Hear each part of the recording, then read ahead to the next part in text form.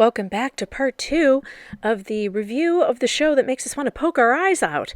And that would be And Just Like That, the reboot of Sex and the City, which is neither a reboot nor should it be considered anywhere near part of the franchise of Sex and the City. It's just that bad. So the show opens up again. We're coming back to part 2 after a commercial with these people that we do not recognize. What show am I watching? Is it over? Oh yeah, it's that professor. Okay, she's in the subway. I gotcha. And she's talking to her husband. Oh, and look, Miranda just happens to run into her professor in the subway in New York City. Like, that's totally normal. And more of the humiliation is happening. And Miranda is making a fool out of herself, trying to explain to her professor that, no, I'm not this crazy lady. I'm really someone who really cares about social justice. And I care so much, I quit my job as a partner in a law firm because of Trump's evil bad Muslim ban, which didn't exist. If you guys fell for that hoax, I don't know what to tell you. I'm sorry about that, but that was fake news. But they had to just shove that down your throat on this show because it's all about putting in the right political talking points for the right political party. And if you're not part of that party, you can't even enjoy entertainment. We're going to shove it down your throat so hard that we hate you so much that you're going to want to gouge your eyes out before ever watching something that we make again. So for that one, that's a woke moment. Drink. The shade of Professor Naya walking the other way as Miranda thinks she's getting into the car behind her is really funny. That's how annoying you woke people are. You're super annoying. Stop annoying everyone. Even the woke people don't like it. They're trying to get away from you. Like, shut up already with your woke bullshit. And now we're back in the weird podcasting studio that shouldn't be a studio with Che Diaz, who is pulling Carrie aside to have a very professional talk about her behavior on the show. And Carrie is making awkward conversation about the silver gloves she's wearing, saying that this is something she did during COVID and it's just stuck around, which is another one of these weird references to COVID. And then we never see anyone wearing a mask, though, so it's like this happened, I don't know, several years ago or something, because that's just not the way it is. Then they get in the elevator and she sparks up a pipe. Like, this is totally normal or something in a city where you can't smoke anywhere inside. You can't even smoke outside buildings within a certain number of footage from the door. There's no smoking, not vaping, nothing in New York City. In the whole New York state, there's no smoking. And yet this person is smoking marijuana in an elevator. Oh, give me a break. That's just absurd. And then she has this very serious conversation. Look how serious she is with Carrie about how she needs to be more grotesque. Girl, you need to step up your pussy. This is the Che Diaz show. We're all about the gross masturbation jokes here, m'lady. I have got to stop saying that word. From now on, I'm going to say the M word, and every time it's said, you have to take a drink. So this person, who is supposed to be her boss, is telling her in a closed elevator where she can't escape that she is not living up to the sexually graphic expectations that this person has of her. And I think that that's insane. And I don't understand why that's been a part of the show. And Che's all, you're the OG. You were writing about sex in the 90s. Like that was some big deal. She was actually writing a column about relationships, and it was never that graphic. And Carrie tries to tell her that. Like, that's not me. And she doesn't accept it. Che just keeps going with this and pressuring her. And it's really uncomfortable. So drink if you think Che is a sexual predator.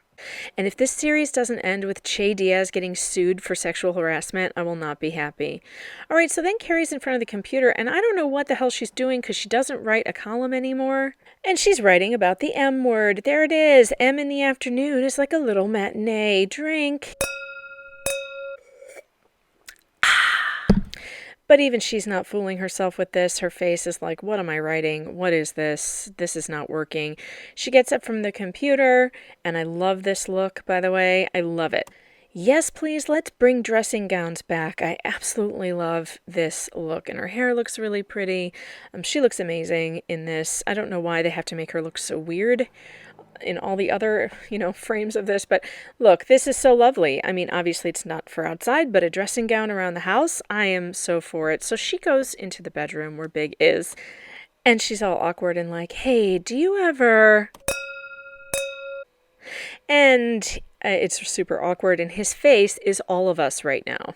This is all of us when this topic is brought up. And he's like, I'm going to need to ask my lawyer before I answer that question, which is hilarious. But she keeps insisting that he answer the question, do you ever?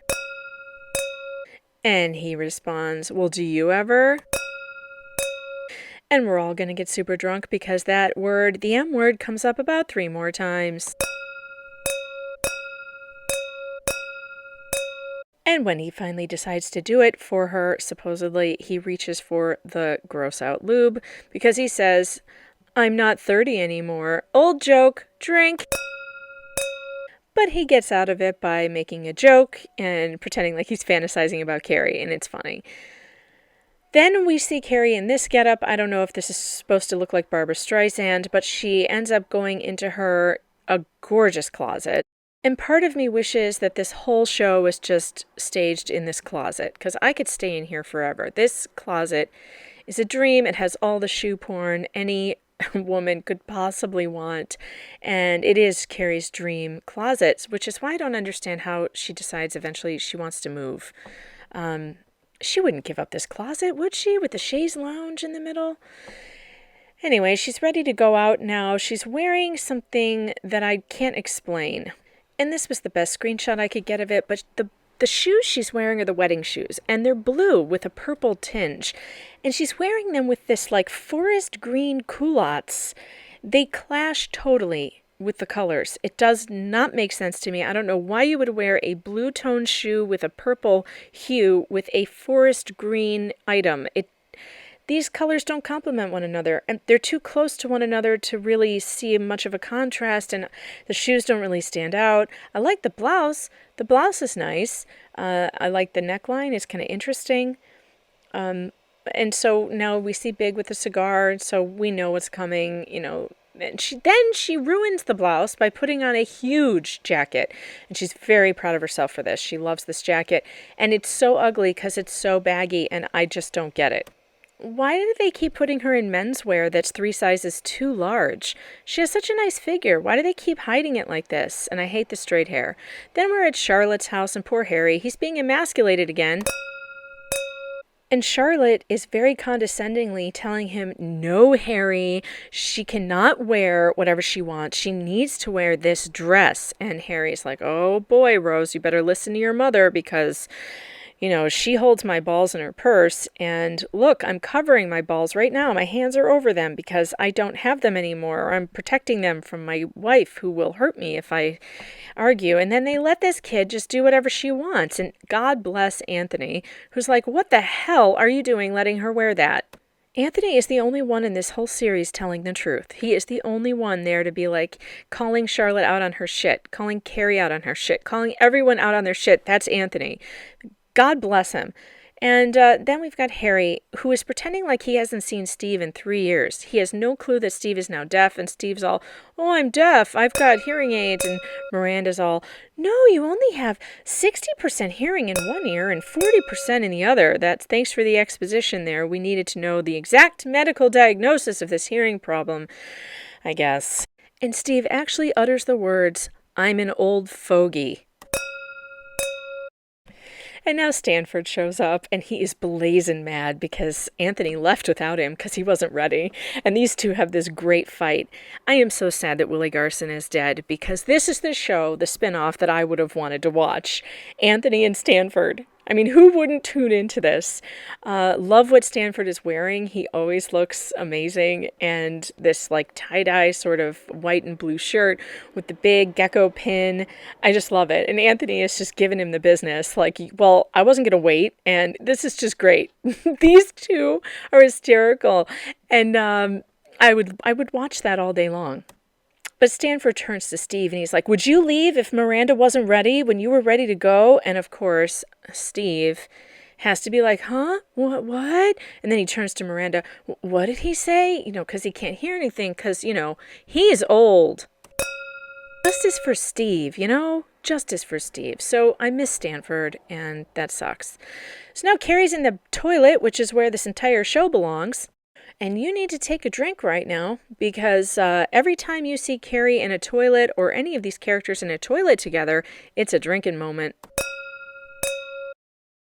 Now, something weird happens with not Stanford, with Anthony and Carrie. She goes by him and she's like, "Excuse me, ma'am," which I found very offensive because Anthony is not a feminine type of gay guy. He is actually very alpha. He's actually the most alpha guy in the show.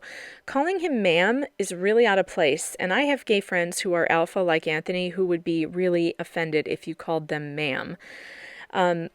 Somebody like Stanford that's the joke between her and Stanford, that like he's a miss or a ma'am or, a queen. That is not who Anthony is, though. Anthony has never been a queen. Anthony's like he's the alpha gay. And to talk to him like that first seems really inappropriate for her. And also, they're not that close, are they? Where she can make that kind of joke with him? It felt really off to me. Oh boy, purse wine, grab your drinks. Purse wine, Miranda's drinking again. And I have nothing against purse wine. I'm a fan of purse wine, but of course this is again the show just hitting you over the head with Miranda's drinking problem. And meanwhile, Charlotte, of course, sees this and does her classic overacting. And I don't know, is it her face? Is it because she's put so much fillers in her face that she thinks she has to overreact or we won't know what her expression is? But she's always overacting. Miranda, stop with the purse wine. She's just so upset.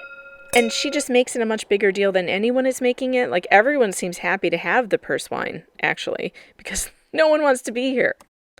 And LTW saves the day again with the fashion because, wow, this is gorgeous. I mean, she may be a little overdressed for this function, but who cares? That's what Sex and the City was about, right? Was just the show-stopping fashion, and this is one of them. I mean, I cannot stop looking at this. This is incredible looking. I love everything about it, including the huge necklace. I love it. Oh, old joke again. Look how old Steve is. If he doesn't want to hear bad music, he can just take out his hearing aid and he's totally deaf. This is supposed to be funny. Ha, ha, ha. It's not funny. Not funny at all. And now they cut to Big, and he's having his date with Allegra on the Peloton, and we all know what's going to happen as soon as they cut to him. It's like, oh, for sure, something's happening there, because while everyone's at this concert and he's all alone, clearly they're going to do something to him.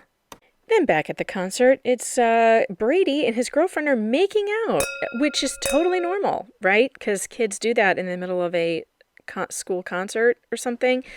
And Miranda can't stop him, and Steve can't stop him, and he even says, "We will not be sex shamed," as if that's a thing. Have you ever heard that before? Sex shaming? I've never heard that before.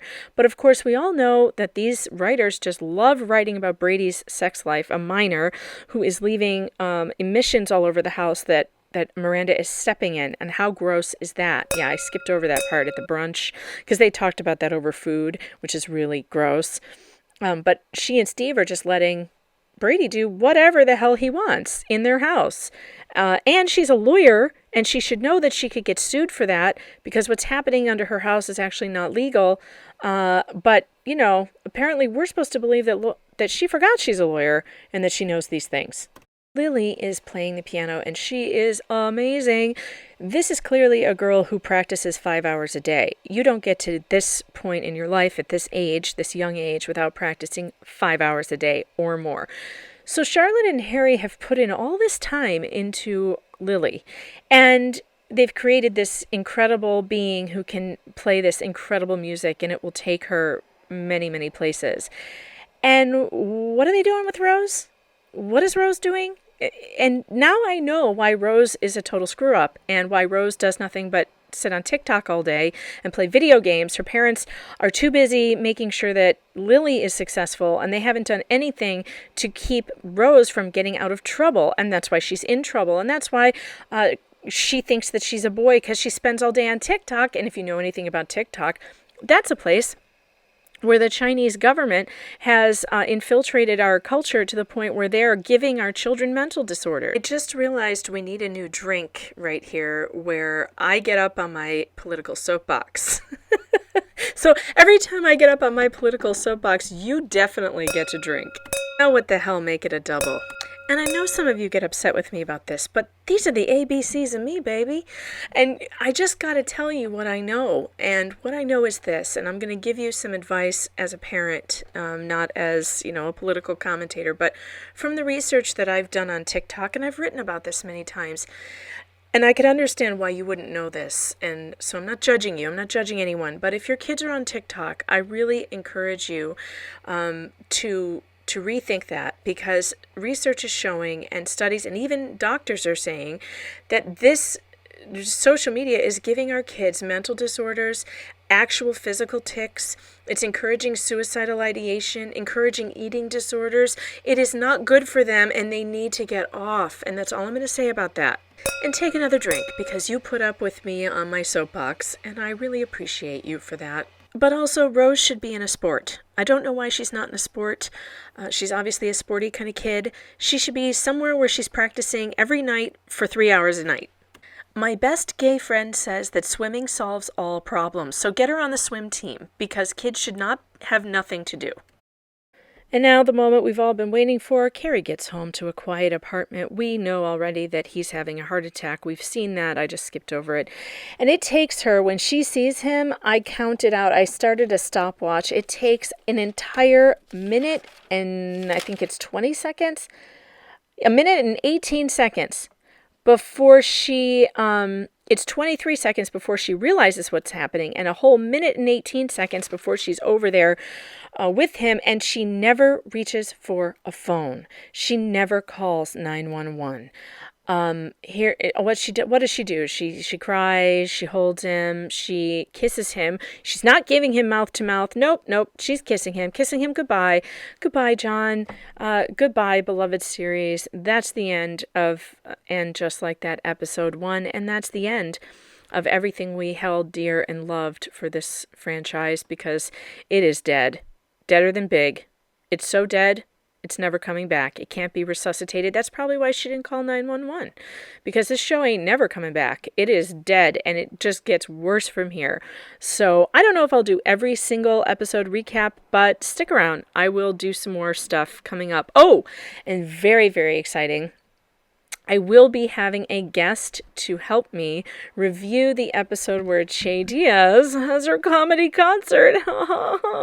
It's so funny. I'm going to have special guest Mikey Harlow, one of my favorite gay writers. Mikey is fantastic. He writes about his terrible dating luck, which is so funny. If you have not read, I'm encouraging him to put these essays that he's written together in a book, because it would be fantastic. He's the one who should be writing a series like this. He has so much hilarious dating experience. Do you want to talk about bad dates? Mikey Harlow has the worst dates you can imagine, and he's going to be here with me on Thursday night. We are going to do a recap of the episode with the comedy concert, and so stay tuned for that, because that's going to be a heck of a lot of fun.